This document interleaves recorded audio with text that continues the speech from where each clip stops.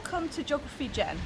As we try and move towards a more sustainable future and we try and reduce our carbon emissions, there's something that homeowners can do and businesses to try and improve the sustainability of our homes, businesses and day-to-day lives. So there are some home improvements that you can do. You could spend some money on your house to make sure it's more energy efficient. One thing that a lot of homeowners do is they have solar panels built on the roof of the house, and they can be used to heat water. So that reduces your overall electricity bill, and it also means that you're not using as much energy generated through fossil fuels. Another thing you can do is you can have what's called a water butt, and this is a water butt here. The way it works is it collects up water and then you can run the tap at the bottom and get water out of it for watering your garden with. And it's much more sustainable than running water from a tap because it's just collecting all the water from the roof of the house.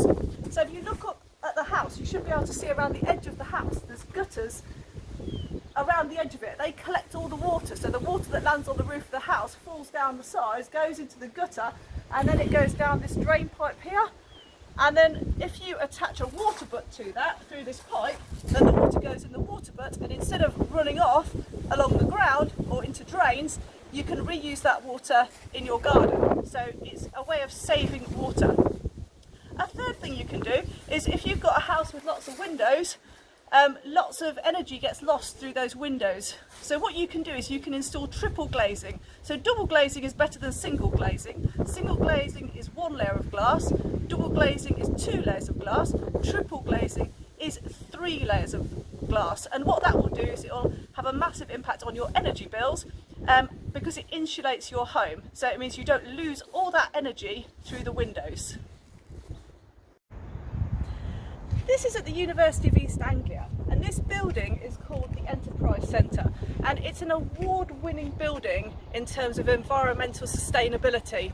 So in terms of its credentials, the outside of it's made of hemp. Now hemp is a crop you can grow, and you should be able to see it in the building there, and it requires a lot less refining and processing than traditional bricks, so it doesn't use as much energy to produce the material for the building. In addition, it's been made out of 90% natural materials to build the building, and some of the concrete that's used in the foundations actually comes from the old hospital, so they've reused materials that have been used previously with other buildings.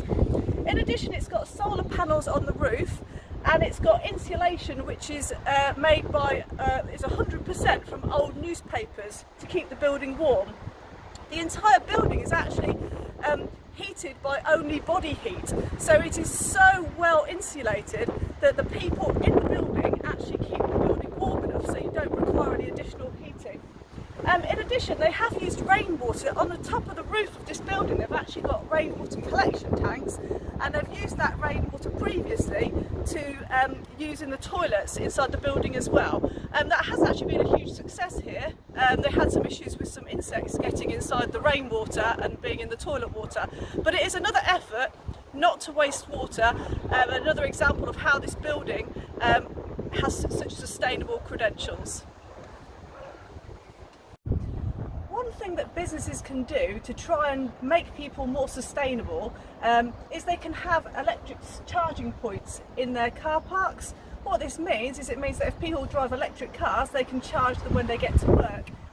This is much more sustainable because if people have electric cars, it means those cars can be powered by a battery, and we can use renewable fuels to make the electricity for the battery for those vehicles, as opposed to having to use petrol, which creates a lot of pollution. One way of encouraging more people to use bikes and to not use their cars to reduce their pollution levels is to build cycle lanes. Now the one that you can see here on the floor, you can see the marking here shows it's for bikes only, this part of the road. And what this does, it means cyclists feel a lot safer to use the roads, and therefore it encourages people to use their bikes more and cars less. One way of encouraging people to use bikes more and to use cars less is to have places where people can easily park their bikes and they can lock them up here. And in this particular area as well, if you look over on my left over here, you'll actually see there's a CCTV camera, which means that the security of people's bikes is ensured, so they feel quite happy to leave them here. As you can see, it says here recycling zone, and if you follow me down, there's various big bins that you can put your recycling in over here. So it tells you what each of the bins for. So this one's for clothes, books and things like that. What this does, if lots of people use these services, then it means it reduces landfill. So it means less rubbish is just being thrown away and more rubbish can be reused. What you can see here is a bus lane in the road. Now, bus lanes have two purposes. First of all, they help to reduce traffic congestion. Obviously, when buses are driving along, they have to stop to pick people up and drop people off. And what that means is that a place like this on the entrance to a city, it means the rest of the traffic can keep flowing when the bus needs to stop. The other benefit is it means for people on the bus, they're not always stuck in traffic jams. So the buses themselves move faster from A to B, so they encourage more people to travel by public transport and by bus.